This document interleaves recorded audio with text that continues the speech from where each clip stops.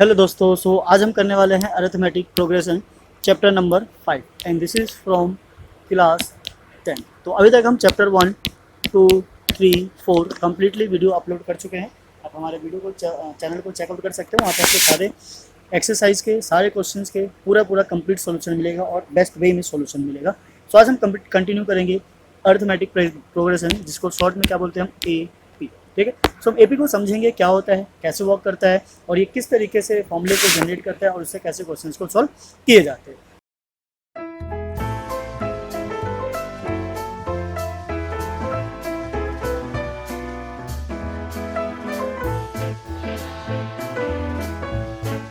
तो जैसा कि आपने पहले देखा होगा, जैसे कि एक पैटर्न होता है 2, 4, 6, 8। तो इस तरीके से आप इसका नेक्स्ट नंबर बता सकते हो कि क्या आने वाला है। ठीक है, पैटर्न कैसे फॉलो हो रहा है कि ये एक तरीके से इवन नंबर है, या फिर बोलो तो 2 का टेबल है। तो यहाँ पे आ गया हमारा 10, ये 12 और ये 14। तो आप नंबर को देख के बता सकते हो कि नेक्स्ट नंबर क्या आने वाला है। मे भी हो सकता है ऐसे हो जैसे 5 है, 10 है, 15 है और 20 है। ऐसे ही नेक्स्ट आगे के नंबर्स निकल कर आ जाएंगे। तो हमें कैसे पता चलता है कि जो नेक्स्ट नंबर आने वाला है वो क्या आने वाला है और किस बिहाफ पे या किस पैटर्न को फॉलो करते हुए हम इसको सॉल्व करेंगे। तो एक सीक्वेंस होता है, क्या होता है, एक सीक्वेंस होता है, पैटर्न को फॉलो करता है कि हर प्रीवियस नंबर से ही हमें पता चलता है कि नेक्स्ट नंबर जो आने वाला है वो क्या आने वाला है। सो हम देख सकते हैं कि यहाँ पे अगर हम प्रीवियस में 2 प्लस करें तो हमें जो है वो नेक्स्ट टर्म मिलता चला जाता है।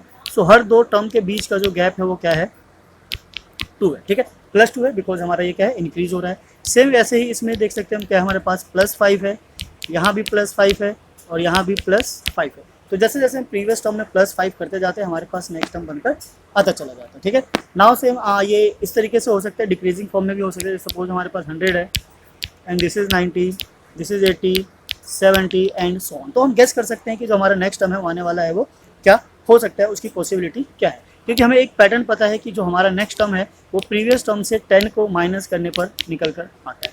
सो हर प्रीवियस टर्म से अगर हम 10 को माइनस करें तो हमारे पास नेक्स्ट टर्म बनकर आ जाता है। तो ये तो हो गया कि एक तरीके से एक टेबल है, तो हमने गेस कर लिया कि चलो ठीक है, एक नंबर को पैटर्न कर रहा है या एक टेबल है वहाँ से निकल कर आ रहा है। तो अब नंबर में भी ऐसे भी हो सकता है, सपोज हमारे पास है 5, 9, 13, 17 एंड सो ऑन। तो अब ये तो किसी का टेबल नहीं है और इसमें कोई पैटर्न फॉलो हो रहा है, जरूर हो रहा है, बिकॉज ये सीक्वेंस है और एक पैटर्न को फॉलो करते हुए चल रहा है। तो अगर हम पैटर्न को समझना चाहें तो इन दोनों के बीच का जो गैप है क्या है, 4 है। अगर माइनस करके देखो हर नेक्स्ट टर्म से प्रीवियस टर्म को, तो जो डिफरेंस आता है वो क्या निकल कर आता है, 4 आता है। अब बिकॉज हमें पता है कि सीक्वेंस है वो इंक्रीज हो रहा है, तो इंक्रीज हो रहा है तो मतलब हर प्रीवियस टर्म में क्या हो रहा है, 4 प्लस हो रहा है। तो जो नेक्स्ट टर्म बनकर आएगा क्या आएगा, 21 आएगा, 25 आएगा और इसी तरीके से आगे ये बढ़ता चला जाएगा। ठीक है, सो एपी का जो बेसिकली मतलब होता है, यहाँ से जो डेफिनेशन निकल कर आती है अरिथमेटिक प्रोग्रेशन की, क्या होता है कि a sequence with which having a fix number adding to previous term to get a next term. ठीक है, कि हर प्रीवियस टर्म में अगर हम एक फिक्स नंबर को ऐड या सब्ट्रैक्ट करें, मतलब एडिंग और subtracting a fix number to the previous term, we get a next term. ठीक है, सो इस तरीके के जो सीक्वेंस होंगे वो क्या बन कराएंगे, हमारे एपी बन कराएंगे। तो एक तरीके से हम इसको जनरल फॉर्म में समझने की कोशिश कर सकते हैं। सपोज अगर हमारा एक नंबर है ए, ठीक है, जिसको हम सपोज कर लेते हैं फर्स्ट, हम आगे लिखेंगे ये किस तरीके से होता है। और एक जो कॉमन डिफरेंस है, डिफरेंस को ले लेते हैं क्या, डी प्लस में भी हो सकता है, माइनस में भी हो सकता है। तो अगर हम ए में डी को प्लस करते हैं तो नेक्स्ट टर्म आता है। अब उसमें एक और डी को प्लस कर दे तो डी प्लस डी, ये क्या बन जाता है, ए प्लस 2d। ठीक है, नाउ ऐसे ही ए प्लस 3d, ए प्लस 4d और ये कंटिन्यूस आगे चलता चला जाएगा। ठीक है, तो इस तरीके से जो टर्म बनेगा, हमारा जो एक्सप्रेशन बनकर आएगा, this is called arithmetic progression. तो हमारी एपी यही होती है, this is what in this form. ठीक है, या एडिशन सब्ट्रैक्शन किसी भी फॉर्म में हो सकता है। तो ये कहाँ तक जा सकता है, nth टर्म तक। ठीक है, ये कहाँ तक जाएगा, nth टर्म तक। तो इसमें हमारे पास कुछ टर्म्स है, टर्म्स की जो नेमिंग है वो समझ लेते हैं एक बार। सो जो ए होता है वो रिप्रेजेंट करता है किसको, फर्स्ट टर्म को, ए मीन्स फर्स्ट टर्म। और डी हमारा, डी किसको रिप्रेजेंट करता है, this is what common difference. ठीक है, ये रिप्रेजेंट करता है किसको, कॉमन डिफरेंस को। एन ये जो देख रहे हैं, एन क्या हमारा, n is stand for number of terms. ठीक है, यानी कि किसी भी एपी में कितने टर्म्स है, जैसे यहाँ काउंट करें तो 1 2 3 4 5, यहाँ 5 टर्म्स है। आगे हो सकता है और भी हो। nth टर्म का मतलब है कि एक ऐसा टर्म जो हमें नहीं पता, जो बहुत दूर है। ठीक है, एक चीज़ और है जिससे रिप्रेजेंट किया जाता है, this is what a n का मतलब है nth टर्म। nth टर्म का मतलब है कि n टर्म पे आने वाली वैल्यू। जैसे सपोज करो अगर आप अपनी क्लास में देखो तो रोल नंबर 1 2 3 4 होता है, ये क्या हो गया हमारा n। 4 रोल नंबर पे आने वाला जो नेम है, ठीक है, इस पर जो नाम आएगा वो हमारा क्या होगा, nth टर्म, ठीक है। तो उस पर आने वाली वैल्यू को हम क्या बोलेंगे, nth टर्म, और n क्या हो जाएगा, नंबर ऑफ टर्म। तो इस तरीके से ये 4 इंपॉर्टेंट वैल्यू है फिलहाल यहाँ पे, जिसको आपको समझना है और इसी के बिहाफ पे क्या करना है, सॉल्व करना है, ठीक है। तो इससे हमारे पास कुछ कंडीशन और कंक्लूजन निकल कर आता है। हमने देखा कि जो डी होता है क्या होता है, कॉमन डिफरेंस होता है। तो कॉमन डिफरेंस क्या होता है, किसी भी दो कंसिक्यूटिव टर्म्स के बीच का डिफरेंस। कंसिक्यूटिव टर्म्स का मतलब होता है जो बैक टू बैक लगातार है। तो हम इसको बोल सकते हैं सेकंड टर्म से अगर हम फर्स्ट टर्म को माइनस करें, थर्ड टर्म से और सेकंड टर्म को माइनस करें, तो ये जो डिफरेंस आएगा वो क्या आ जाएगा, सेम आ जाएगा। तो इसको फॉर्मूले के वे हम बोल सकते हैं nth term minus n minus 1th term, यानी कि कोई भी टर्म और उसके जस्ट प्रीवियस टर्म का जो डिफरेंस होगा क्या होगा, कॉमन डिफरेंस होगा, ठीक है। सो ऊपर जैसे कि हमने एक एपी बनाया था, एपी का जो जनरल स्टैंडर्ड फॉर्म होगा, this is what a plus D, A plus 2d so on. तो आप देख सकते हो कि ये जो फर्स्ट टर्म है ए को रिप्रेजेंट करता है, सेकंड टर्म ए प्लस डी को रिप्रेजेंट करता है, थर्ड टर्म ए प्लस 2d को रिप्रेजेंट करता है, यानी कि जो भी टर्म होता है उससे एक का मल्टीप्लाई हो जाता है किससे, डी से। तो यहाँ जो हमारा nth टर्म होगा वो क्या हो जाएगा, this is what a plus n minus 1 of d, right. So यहाँ से एक फॉर्मूला निकल कर आ जाता है, this is what a n is a plus n minus 1 and d. तो एक्सरसाइज 5.2 तक सेम यही फॉर्मूला चलेगा। एक ये है हमारा नाउ, और एक ये, और ये एपी बनाने का फॉर्मूला। तो 3 मेथड है, तीनों पॉइंट्स को नोट कर लीजिए और समझ लीजिए कि ये कैसा यूज होने वाला है, ठीक है। सो नाउ इसी के साथ हम चलते हैं, स्टार्ट करते हैं एक्सरसाइज 5.1, ओके। सो नाउ हम कंटिन्यू करते हैं एक्सरसाइज 5.1 के साथ फ्रॉम क्वेश्चन नंबर 1, ठीक है। इंट्रोडक्शन हमारा हो गया, हमने समझ लिया कि एपी क्या होता है, किस तरीके से वर्क करता है, उसका फॉर्मूला क्या है, और किसी भी एपी को कैसे बनाया जाता है। सो यहाँ पे हमारा क्वेश्चन नंबर 1 क्या है, in which of the following situation does the list of the number involved make an arithmetic progression and why, ठीक है। सो हमें बताना है कि ये कौन सा अर्थमेटिक प्रोग्रेशन है और कौन सा नहीं है, और है तो कैसे है, y. So question number 1 is what, the taxi fare after each kilometre when the fare is ₹15 for the first kilometre and ₹8 each additional kilometre. तो ये कहना चाहता है कि जो फर्स्ट किलोमीटर है उसके लिए आपको ₹15 पे करना है, और एडिशनल किलोमीटर के लिए ₹8 एक्स्ट्रा ऐड करते चले जाए, ठीक है। सो ऐसे केस में ये क्या हो गया हमारा, 2 टाइम्स ऑफ 8। तो जैसे कि सिचुएशन है, आप सिचुएशन को देखकर अंदाज़ा लगा सकते हो कि ये किस टाइप की सिचुएशन है और इसका जो रिजल्ट है वो किस तरीके से आने वाला है। सो ये सपोज कर लेते हैं, दिस इज ए, ये हो गया हमारा a plus D and this is a plus 2d। तो ये एक जो फॉर्मेशन है वो क्या हो रहा है, इंक्रीज होता जा रहा है कॉन्स्टेंट नंबर के साथ। So this type of situation is called AP. So जो पहला सिचुएशन है हमारा किस चीज़ को रिप्रेजेंट करता है, एपी को।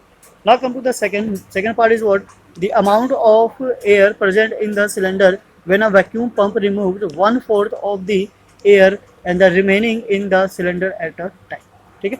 सो क्वेश्चन को एक बार फिर से समझ लेते हैं। एक क्या है, अमाउंट ऑफ एयर प्रेशर है, सिलेंडर के अंदर है, वैक्यूम पंप से कितना किया जाता है, 1/4 ऑफ द रिमूव किया जाता है, are remaining in the cylinder at a time. तो हर टाइम पे अगर उसमें से 1/4 रिमूव किया जाए, तो पहले सपोज कर लेते हैं हमारे पास अगर x होगा तो उसमें से क्या किया हमने, 1/4 वहाँ से रिमूव कर दिया, तो लेफ्ट क्या बचा, 3/x एंड 4, और फिर यहाँ से 1/4 रिमूव कर दिया, सो 3/16 ऑफ x। तो ये कहीं से भी आपस में मतलब एक एडिशन वाला केस नहीं बनता है कि इसमें कोई भी एक चीज़ ऐड या सब्ट्रैक्ट करके नेक्स्ट टर्म को आइडेंटिफाई किया जाए, तो दिस इज नॉट एपी, ठीक है। तो पार्ट 2 पे है, एपी नहीं है। Now come to the next is what, the cost of digging a well after every metre of the digging when the cost of ₹150 at the first metre and the rising ₹50 for the each subsequent metre. तो यहाँ पे जैसे ही बोलता है ये each subsequent metre, यानी कि जो हर मीटर के बाद है कांस्टेंट हो जाता है। सो फर्स्ट जो हमारा है 50, 150, देन उसके बाद सब में क्या हो जाएगा, 50 प्लस होता चला जाएगा। So again 150 plus 2 times of 50, ठीक है। तो ये भी क्या बनाता है, हमारा एक एपी बना रहा है। So this is what, AP, right. यहाँ पे जो डी है कांस्टेंट टर्म है, जो हर प्रीवियस टर्म में ऐड करके नेक्स्ट टर्म फाइंड आउट कर सकते हैं, this is called what, an AP. Now come to the next is part 4। तो यहाँ पे ये फर्स्ट एपी है, सेकेंड एपी नहीं है, थर्ड भी क्या है, एपी है। The amount of money in account every year when 10,000 is deposited at a compound interest at rate of 8% per annum. So अब यहाँ पे क्या है, हर ईयर क्या है, एक अमाउंट डिपॉजिट किया जाता है 10,000 का, जिसका जो रेट ऑफ इंटरेस्ट कितना है, 8 है। तो first year, second year, third year का हम फाइंड आउट करके देखते हैं क्या रिजल्ट आता है, उससे हम गेस करेंगे कि एपी बनेगा या फिर नहीं बनेगा, ओके। सो यहाँ पे क्या है, कंपाउंड इंटरेस्ट की बात कर रहा है, इट मीन्स कि सी आई। तो जो सी आई होता है वो बेसिकली क्या होता है, हमारा होता है, this is what a and this is principal, R1 plus 1 plus r by 100 power n, ठीक है। सो जो सिंपल इंटरेस्ट होता है उसका जो अमाउंट होता है वो तो फिक्स होता है, पर जो कंपाउंड इंटरेस्ट होता है इसमें थोड़ा सा प्रॉब्लम होता है। तो हम यहाँ पे ट्राई करके देख लेते हैं। दिस इज व्हाट ए, और पी कितना है हमारा 10,000 है, and now this is what 1 plus r is what 8 by 100 and this is what 1। So this is 2 and 4 से कटेंगे 25, this is 10,000 bracket 27/25 for first, ठीक है। तो ये फर्स्ट ईयर के लिए हो गया। अब ये क्या हमारा एक तरीके से ये अमाउंट है, पर हमें क्या चाहिए कंपाउंड इंटरेस्ट। तो अमाउंट अगर सेम होगा तो कंपाउंड इंटरेस्ट भी क्या हो जाएगा, वो सेम ही हो जाएगा, मतलब एपी बनाएगा नहीं बनाएगा। तो इसको एज इट इज रहने देते हैं। सेकंड ईयर का फाइंड आउट करते हैं, ये first year and this is second year, means again 10,000 bracket के अंदर तो सेम यही चलेगा हमारा। आप सिंप्लीफाई करके देख सकते हो, पावर क्या हो जाएगी यहाँ 2, and for third year this is what 10,000 bracket 27/25 power 3, ठीक है। सो पावर यहाँ पे इंक्रीज हो रहा है, ना कि कोई चीज़ ऐड और सब्ट्रैक्ट हो रहा है। तो एडिशन और सब्ट्रैक्शन का जब केस होता है तो वो एपी बनाता है, और मल्टीप्लिकेशन और डिवीजन में केस होता है तो वो एपी नहीं बनाता है। इसका मतलब जो फोर्थ है वो भी हमारा एपी नहीं है, ठीक है। तो इस तरीके से हम आइडेंटिफाई कर सकते हैं कि कौन सा एपी है, कौन सा एपी नहीं है, एपी की सिचुएशन कब बनती है और कब नहीं बनती है, राइट। सो आई होप आपको समझ में आ गया होगा एपी और बेटर तरीके से कि किस कंडीशन में बोल सकते हैं कि एपी है और किस कंडीशन में नहीं। तो फिलहाल इसको आप नोट कर लीजिए, नोट नहीं भी करेंगे तो चल जाएगा। बस आपको यहाँ पे याद रखना है कि कब एपी होता है और कब नहीं होता है। आप चाहो तो वीडियो को दोबारा से रिपीट करके भी देख सकते हैं। तो स्टार्ट करते हैं हम क्वेश्चन नंबर सेकंड। अब यहाँ से एपी बनाना स्टार्ट करेंगे कि एपी किस तरीके से बनता है, फॉर्म होता है, और कैसे पता चलता है कि एपी है या फिर नहीं है।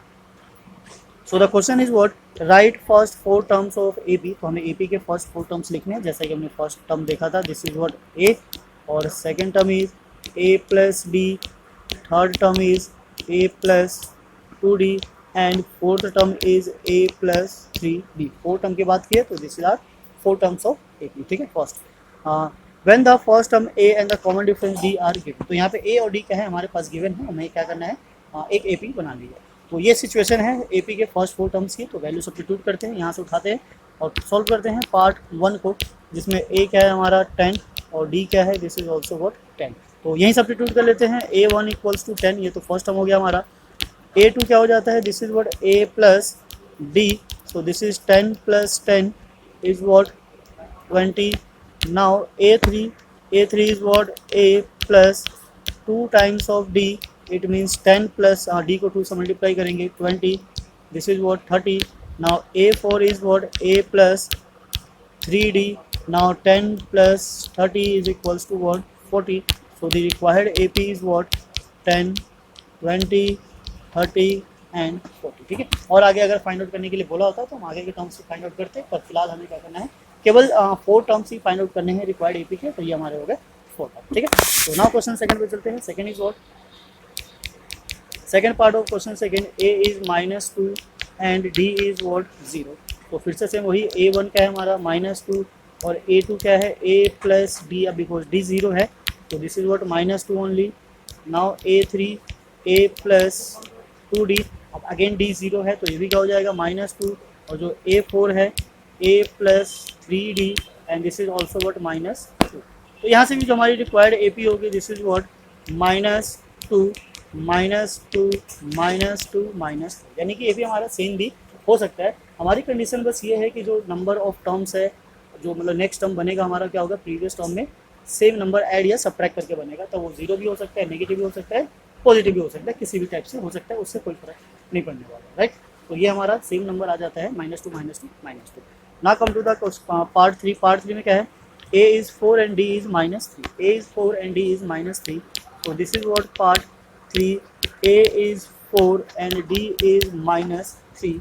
so यहाँ पे भी सेम हमें वैल्यू सब्स्टिट्यूट करनी है, सिंप्लीफाई करना है। so the first is what, ये तो a होता है, this is what 4, first term आ गया हमारा। now the second term is what a plus d, a is 4 and plus d is -3, solve करेंगे तो ये क्या आएगा हमारा 1।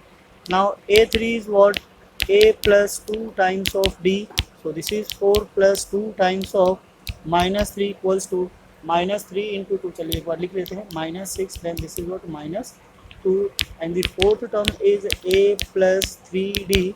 now 4 times of 3 -3 and 4 -9, this is what -5, right। so हमारा जो रिक्वायर्ड ए पी होगा, दिस इज what 4 1 -2 -5, ठीक है। so these are the 4 required term of the EP।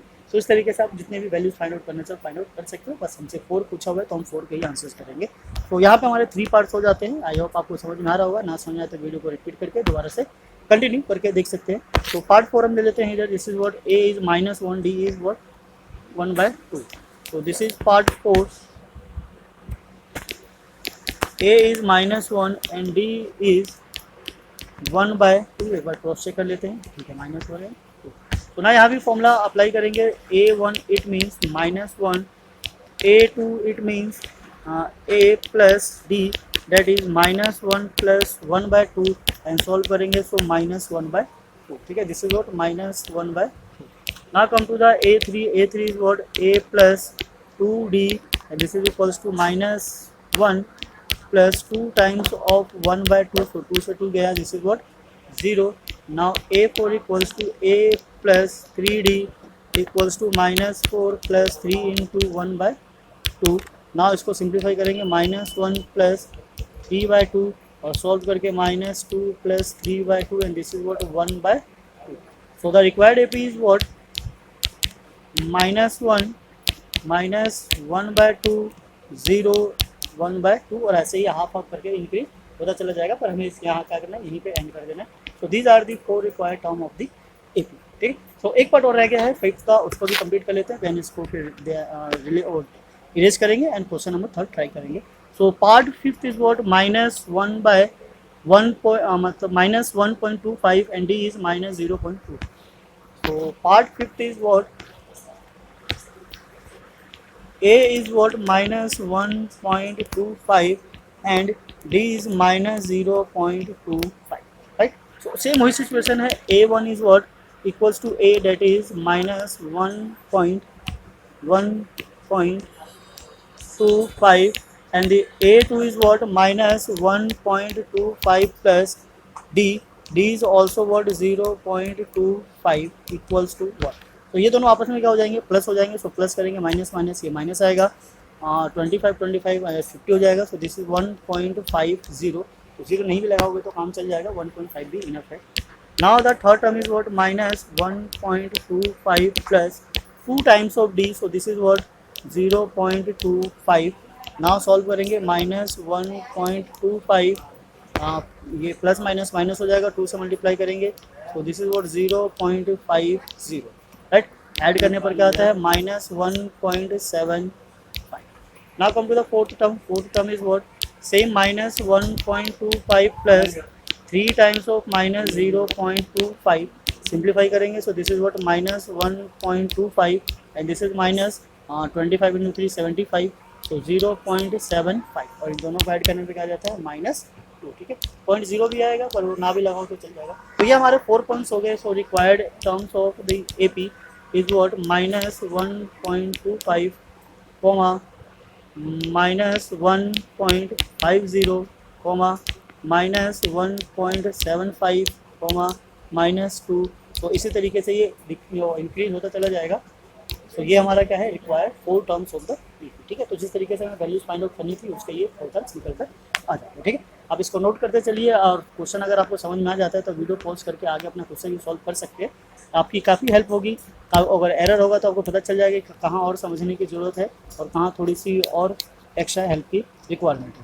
Formulas अभी फ़िलहाल नहीं स्टार्ट हुए हैं, थोड़े बहुत हैं भी, तो उसको आपको देखना है, समझना है और उसी के भी हाथ से कंटिन्यू करना है। ये काफ़ी इजी चैप्टर है, स्कोरिंग चैप्टर है, इसमें आराम से फुल मार्क्स आ जाते हैं।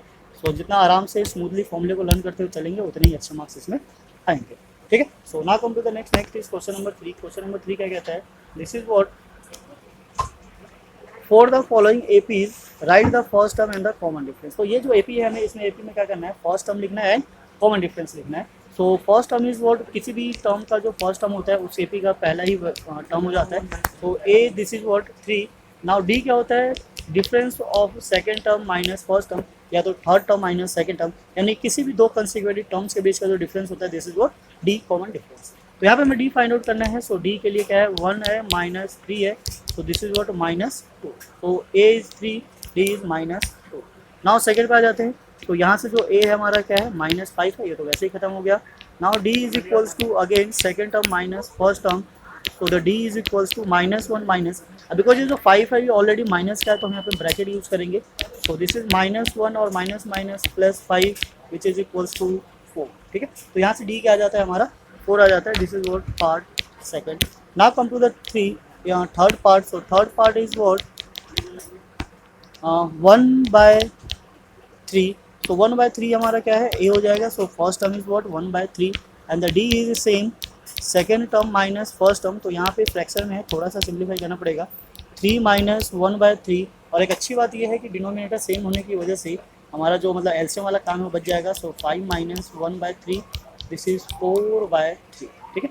तो यहाँ से जो हमारा कॉमन डिफरेंस क्या जाता है 4/3। Now the last is this, ये डेसिमल में है तो काफ़ी अच्छी बात है, तो इसको नहीं कर लेते, this is part 4, a is equals to 0.16 and now d equals to again second term minus first term, so the d is second term is 1.7 minus 0.6, so अगर हम इसको सब्ट्रैक्ट करें so this is 1.1, right, so this will be the required first term and the common difference of the question number 3, ठीक है। तो यहाँ तक हमारा क्वेश्चन नंबर 3 कंप्लीट हो जाता है।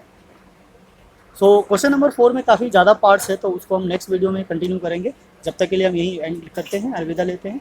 अब हमारे चैनल पे नए हैं तो प्लीज़ चैनल को लाइक कीजिए, सब्सक्राइब कीजिए, शेयर कीजिए और बेल आइकन को प्रेस कीजिए सो डैट आपके पास जैसे ही नेक्स्ट वीडियो अपलोड करें नोटिफिकेशन आ सके। तो मिलते हैं फिर नेक्स्ट वीडियो में क्वेश्चन नंबर 4 के साथ, तब तक के लिए जय हिंद, जय भारत, थैंक्स फॉर वॉचिंग।